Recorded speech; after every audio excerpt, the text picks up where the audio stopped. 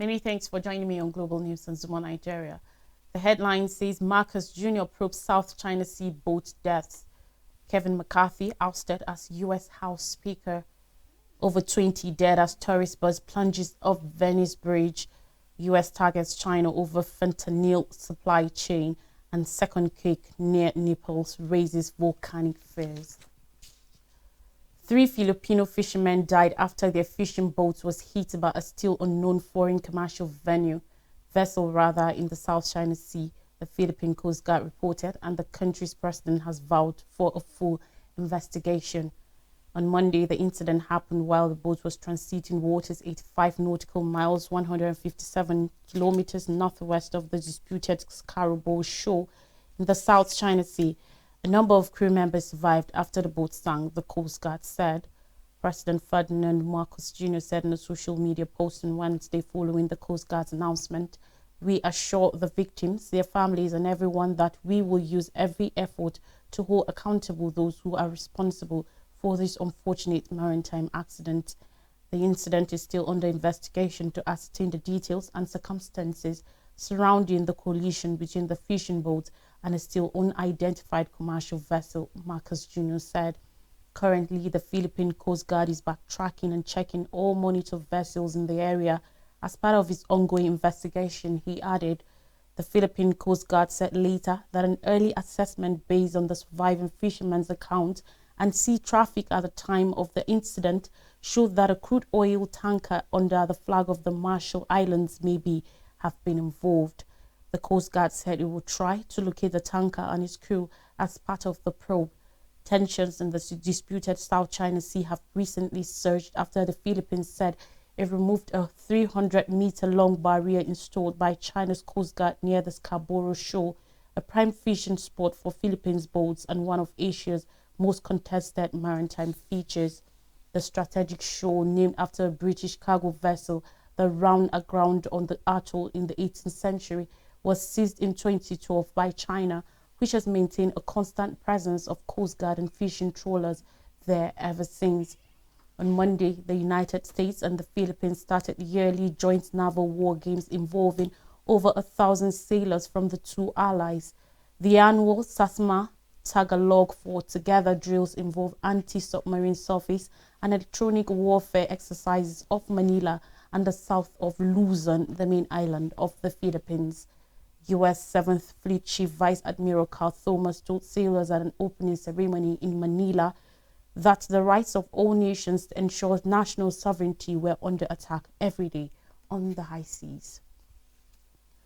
On politics in the United States House of Representatives have voted to oust Republican House Speaker Kevin McCarthy, the result of infighting within his own party and tenacious challenges from its rightward flank. On Tuesday evening, McCarthy was expelled from his role in a 216 to 210 vote, the first time in U.S. history that the House has voted to remove its leader. Speaker McCarthy has failed to take a stand where it matters. Far-right Florida Congressman Matt Gaetz, who launched the effort to remove McCarthy, said in a social media post before the vote, "So if he won't, I will." The exceptional vote underscores rising chaos in the Republican Party, also known as the GOP, with its hard-right factions parring with McCarthy on numerous occasions since he first became the Speaker in January. There is no clear choice within the party to replace him. 8 Republicans broke with the Speaker in the vote, sinking his chances of securing the majority required to keep his job. Democrats, who have expressed frustration with McCarthy over what they see as his efforts to appeal to the Republicans' hard right, refused to vote in his favor. White House Press Secretary Karine Jean-Pierre said President Joe Biden hoped the House will quickly select a new speaker, saying the urgent challenges facing our nation will not wait. Jean-Pierre added the American people deserve leadership that puts the issues affecting their lives front and center. Once the House has met their responsibility to elect a speaker, Biden looks forward to working together with them and with the Senate to address the American people's priority, Jean-Pierre said. Without a speaker, the House is incapable to push through bills, including key pending bills. McCarthy has announced that he will not run for Speaker again. Adolfo Franco, a lawyer and Republican Party strategist speaking from Florida, said, according to reports, that it was a 5-seat majority in a divided government that removed McCarthy.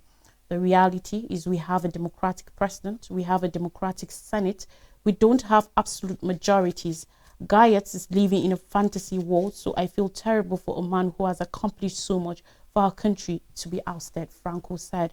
He added that the removal of McCarthy, led by Guyatz, was entirely personal. Ex-US Vice President Mike Pence said he was deeply disappointed by McCarthy's removal. Let me say that chaos is never America's friend, and it's never a friend of American families that are struggling. And I'm deeply disappointed that a handful of Republicans would partner with the Democrats in the House of Representatives to oust the Speaker of the House, he said. Ties between McCarthy and his caucus have been unsteady from the beginning. He only secured the speakership after 15 rounds of voting in the House due to the opposition of a handful of right-wing legislators. Those tensions came to a head amidst attempts to avoid a government shutdown over the weekend. Now, officials said over 20 people have been killed and 18 wounded after a bus carrying foreign tourists crashed off an elevated overpass, plunged some 15 meters, 50 feet, and caught fire near Venice in northern Italy. On Tuesday, the bus veered off the road evening at approximately 7:45 p.m. local time, crashed through a barrier, plummeted into electricity lines, and caught fire. According to reports, an apocalyptic scene. There are no words, Venice Mayor Luigi Brugnaro said. Official mourning has been declared in Venice in memory of the victims, the mayor added. What caused the horrific accident was still unclear. Venice City Councillor Renato Barrasso said the bus had been carrying 40 passengers, 21 of whom had died and 18 were injured.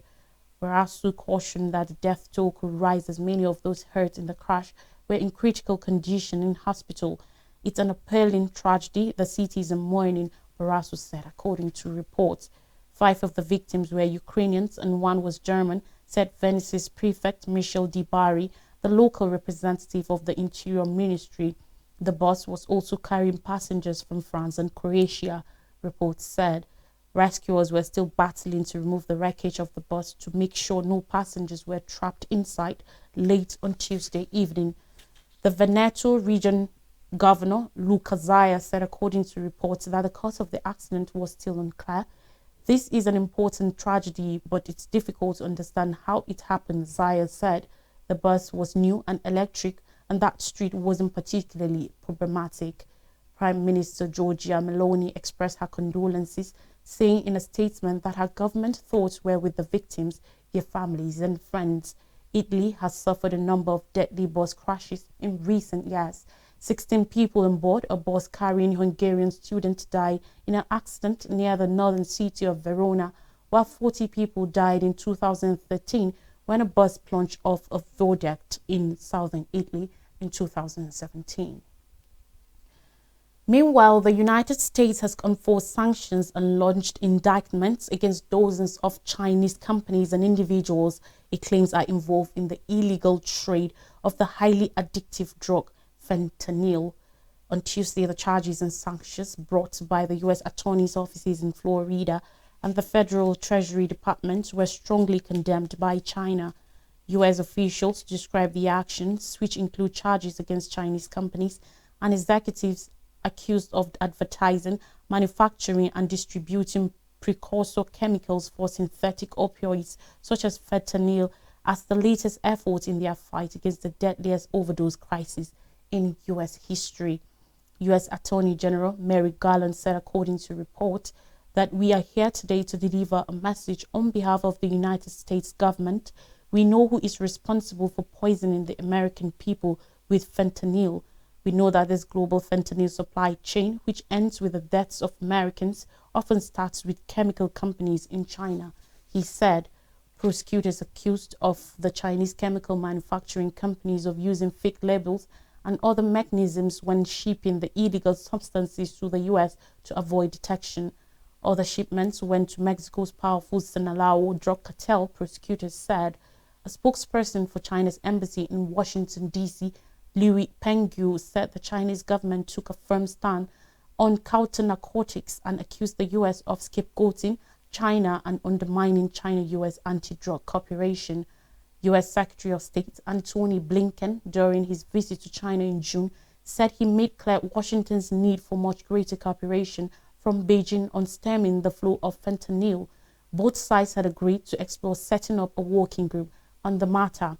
The announcement on sanctions and indictments on Tuesday came day before Attorney General Garland and other senior officials were due to travel to Mexico, where fentanyl trafficking is expected to be a major subject of discussion. Fentanyl is the latest challenge in the U.S. decades-long struggle with opioid crisis. Over 100,000 people died from drug overdose deaths in the U.S. in 2022, according to data from the U.S. Centers for Disease Control (CDC), including a projected 82,998 opioid-involved drug overdose deaths. On Tuesday, a magnitude 4.0 earthquake struck south of Naples, Italy, just days after the volcanic region saw its strongest earthquake in 40 years, according to Italy's National Institute of Geophysics and Volcanology, INGV. Italy's fire brigade said there was slight damage to buildings in the newest earthquake, but no people were wounded. The 4.2 magnitude quake on September 27th rattled the region and was felt as far away as Rome. Campi Flegrei, also known as the Flagellarian Fields, as a volcanic area that encompasses multiple ancient volcanoes that date back to 39,000 years. Seismic activity in the area, which stretches 200 kilometers, 125 miles under the Bay of Naples and the islands of the Ischia and Carpi, has intensified this year, with the region experiencing many small quakes before the most recent two. Campi Flegrei experiences a seismic phenomenon known as the bradysesmy, defined by cycles of uplifts and gradual lowering of the ground. The last major eruption of Campi Flegrei was in 1538, which created a new mountain in the bay. So far in 2023, Campi Flegrei has logged 2,868 earthquakes, 1,118 in August alone. Carlo Dogloni, head of the INVG, gave testimony on the potential outcomes in front of Italian government's Environmental Commission's lower chamber on September 28th. During the episode of bradysesmy from 1983 to 1984, the ground rose 3.5 meters, 11.5 feet. The INGV has requested that the municipality of Naples carried out evacuations of some residents closest to the volcanic area to check the places most vulnerable to underlying structural damage from the rising soil. Most of the structures in question have been built in the past 20 years. Italy's Civil Protection Agency estimates that at least 800,000 people live in a designated yellow zone and 500,000 people in the red zone, the highest risk area in the vicinity of the seismic region. The last time an evacuation plan was tested was in 2019. However, local residents have demanded an updated plan that outlines what should happen in case of an eruption. More Stories says Egypt's regional gas hub aspirations fade. Egypt's years-long ambition to become a regional gas hub and a chief exporter of liquefied natural gas (LNG) appears to be in jeopardy as shipments to Europe ground to a stop in June. To make matters worse, the country witnessed recurrent power cuts throughout the summer months due to a shortage of gas to supply its own power plants. It all comes as Egypt faces a severe debt crunch, meaning that the foreign currency LNG exports we have brought in is now required more than ever. Egypt has the only two liquefaction plants in the Eastern Mediterranean, which means that countries like Cyprus and Israel, who have major fields but do not need much for the domestic market, will need it to turn their gas into LNG so it can be shipped to Europe. Its biggest gas field, Zohr, which was found in 2015 in the Mediterranean and came online in 2017, has boosted its gas ambitions as it produced enough for domestic demands as well as exports. Zohr accounts for close to 40% of Egypt's total gas output, with an approximated 850 billion cubic meters of gas, the equivalent of some 14 years of Egypt's domestic consumption as per 2022 numbers. The energy crisis in Europe is as a result of the Ukraine war increased gas prices dramatically, providing an opportunity for Egypt. LNG exports peaked at 8.9 billion cubic meters in 2022, generating 8.4 billion US dollars in revenues compared to 3.5 billion US dollars the year before. In February, however, Energy Minister Tariq El Molla said Egypt expected 50% less revenue from gas exports as a result of a global drop in natural gas prices. In April, Egypt's trade deficit added by almost 24% year-on-year, driven by a decline in the value of gas exports. Still with Egypt, U.S. probes Egypt after Menendez's bribery case. The corruption charges against top United States Senator Bob Menendez could have been dreamt by a Hollywood writer. They involve gold bars, envelopes stuffed with cash, and a luxury car. However, for many of Menendez's colleagues in Congress, as well as rights advocates, the case is far more significant than its movie-like intrigue. Menendez is accused of accepting bribes in exchange for using his elected position to benefit the Egyptian government. But the allegations raise questions about the broader relations between the U.S. and Egypt, a tie that has been under scrutiny amid human rights concerns. Nancy O'Kill, president of the Center for International Policy, a U.S.-based think tank, said, "This is not just an issue of one corrupt person, it is an issue of a problematic relationship that is not founded on the ideals and values of respect to democracy and human rights." Rights groups have accused Egyptian President Abdel Fattah el-Sisi's government, which came to power in a 2013 military coup, of jailing tens of thousands of dissidents and outlawing virtual or political opposition. El-Sisi's administration has denied accusations of rights abuses while stressing the need to maintain stability in the country. But in Washington, calls for rethinking ties with Cairo have been growing, especially after last month's indictment. This should spark a long overdue reassessment of the bilateral ties between the U.S. and Egypt, O'Kill said, according to reports. Menendez has pleaded not guilty to the charges. Formerly in his role as the chair of the Senate Foreign Relations Committee, Menendez had massive influence over U.S. foreign policy. He stepped down from the role on September 22nd, the day the indictment against him was released. Federal prosecutors alleged that Menendez and his wife illegally accepted hundreds of thousands of dollars from 3 businessmen in return for using his official position to protect and enrich them and to benefit the government of Egypt. According to the indictment, Menendez met with Egyptian officials and promised to facilitate arms sales to Cairo. He also provided associates with highly sensitive information, including details about U.S. embassy personnel in Cairo, which was then relayed to Egyptian officials. Mai El-Sadani, executive director of the Tahrir Institute for Middle East Policy, TIMEP, a Washington-based DC-based think tank, said allegations are extremely serious and unprecedented. In part 2, after the break, Chicago State University shares Tinubu's record. Well, that's in a moment. Do stay with us.